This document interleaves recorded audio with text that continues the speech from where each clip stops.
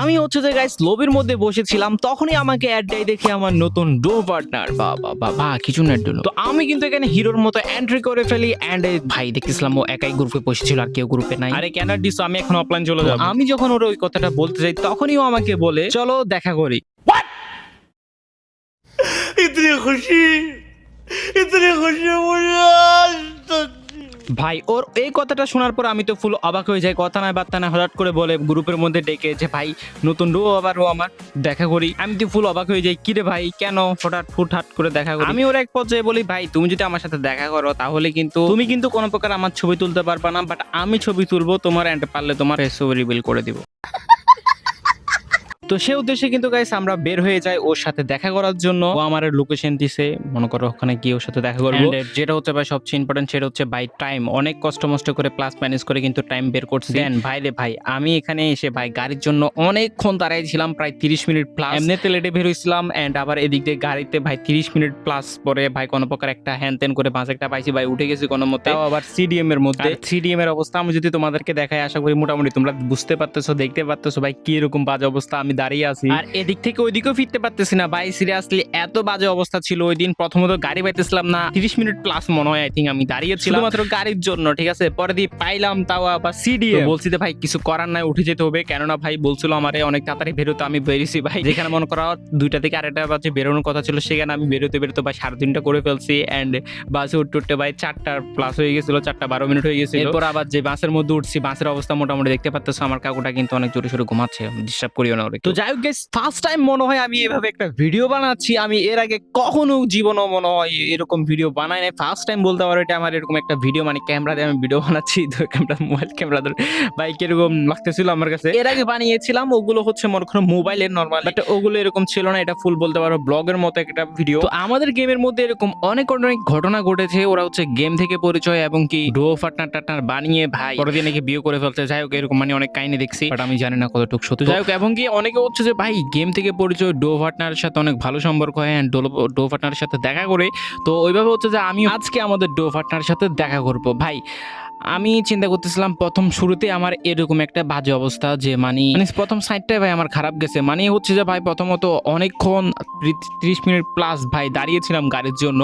দেন পরবর্তী ভাই গাড়ি পাইছি, দেন এরপর ভাই আরো মনে হয় 30 থেকে 40 মিনিট ভাই গাড়িতেই শুধু দাঁড়িয়ে ভাই যাইতেছি। আর সিডিএম ভাই টানেও না, দাঁড়িয়ে থাকতে থাকতে পায়েটায় ব্যথা হয়ে যায়। আমি জানি হয়তো বা আমি যে ভিডিও প্লেসগুলো দেখাচ্ছি এগুলো কিন্তু অনেকে চিনবা। আর এখানে কিন্তু অনেকক্ষণ দাঁড়িয়ে থাকার পরে ফাইনালি আমি একটা সিট পাই কোনো মতে, মনে করো পাশে খালাম্মা ছিল, খালাম্মার পাশে বসে যাই। তো এরপরে কিন্তু গাইস আমরা বাস থেকে নেমে যাই এন্ড এই যে দেখো সিডিএম মাছটা ভাই এত প্যারা দিছে আমার, জীবন উঠবো না ইনশাআল্লাহ। দেন এখানে হচ্ছে গাইস আমরা চলে আসি এখান মোড়ে। এখান থেকে কিন্তু আমাদেরকে আবারও যেতে হবে আরেকটা জায়গায়। আর গাইস গেমের মধ্যে দেখলাম চলে আসছে 100% ডিসকাউন্ট ইভেন্ট, যেখানে আমরা 100 ডায়মন্ড টপ আপ করলে কিন্তু আরো 100 ডায়মন্ড ফ্রিতে পেয়ে যাব। আর তোমরা যারা হচ্ছে গাইস ইভেন্টটা কমপ্লিট করতে চাচ্ছ চলে আসতে পারো গাইস এসকে টপ ওয়েবসাইটের মধ্যে। ওয়েবসাইটে কিন্তু ডায়মন্ডের প্রাইস অনেক কম এবং কি ট্রাস্টেড একটা ওয়েবসাইট। তো পিন কমেন্টে কিন্তু আমি ওয়েবসাইটের লিংক দিয়ে দিব তোমাদের জন্য। ভাই আমি এখন হচ্ছে যে তেমন একটা বের হই না বলতে ভাই তেমন একটা ঘুরতে টুরতে বা কোথাও মনে করো যাই না। একটা সময় ছিল মানে ক্লাস 9 থেকে 10 এই সময় আমার কাছে একটা সাইকেল ছিল ভাই রে ভাই, ওয়েল ব্রেকালা সাইকেলটা। তো ঘুরা ঘুরছি ভাই এই সাইকেলটা নিয়ে, মনে করো আমি তখন প্রতিদিন ঘুরতে যাই। যাই হোক আমরা কিন্তু এখন আবার উঠে গেলাম অটোতে। মানে অটোতে ভাই বসতে আরেক ব্যথা হয়ে যায়, মনে করো ভাই পা গুলো মানে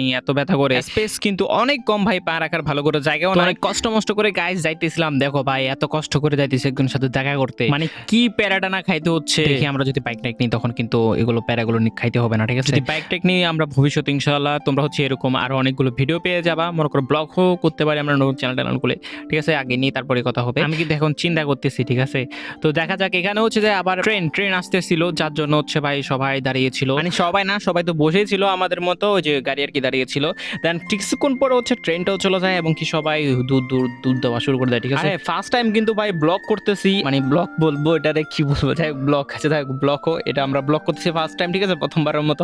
জানি না ভাই কিরকম কি লাগে তোমাদের কাছে, ভালো লাগে নাকি খারাপ লাগে নো আইডিয়া। সবচেয়ে বড় ভাই আমার কাছে একটু আনইজি ব্যাপার হয়েছে, মানে ক্যামেরা মানে মোবাইলটা ধরে রাখা ভাই, মানে কিরকম একটা লাগতেছিল। চিন্তা করতেছি যে ভাই যারা ব্লগ করে তারা মানে কিভাবে ব্যাপারটাকে দেখে, কিন্তু আমরা তো ব্লগার না, আমরা হচ্ছে গেমার, ঠিক আছে। আর গাইস যারা ভিডিও দেখতেছো ভিডিওটা এখনো লাইক করো নাই ভাই, বড় করে লাইক করে দিবা। আর চ্যানেল যদি নতুন দেখো গাইস ওরাই দুরাই কিন্তু সাবস্ক্রাইব করে দিবা।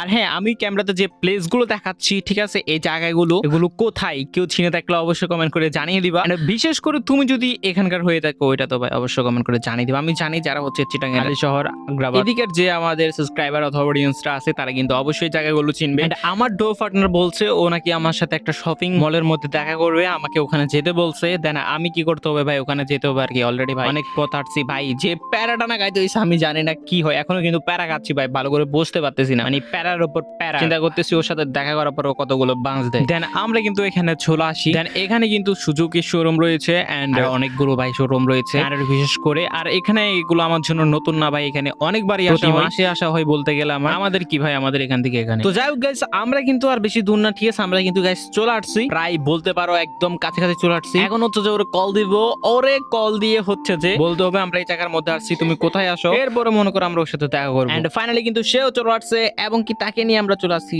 একটু মানে বসে আড্ডা মারার জন্য। তো এখন হচ্ছে আমি তোমাদেরকে ফাইনালি দেখাবো আমার ডো পার্টনারদেরকে। ভাই আমি তোমাদেরকে বলি, আমি হচ্ছে এই পর্যন্ত অনেক ধরনের প্র্যাঙ্ক করছি এবং কি অনেকের সাথে প্র্যাঙ্ক করছি। মোটামুটি ভাই যেসব ইউটিউবারদের সাথে ভালো কন্টাক্ট আছে আমার, তাদের সবারই সাথে আমি বলতে গেলে আমি প্র্যাঙ্ক করছি কোনো না কোনো দিন। এবং কি অনেককে আমি মুরগি বানাইছি। আজকে চিন্তা করলাম আমি কিছু ইউনিক করি, কেননা একটু তোমাদেরকে মুরগি বানানো যায়। আসলে হচ্ছে যে চলো আমি প্রথমে তোমাদেরকে আমার ডো পার্টনারকে দেখাই। টেন দেখতে পাচ্ছ, এটা হচ্ছে আমার নতুন ডো পার্টনার।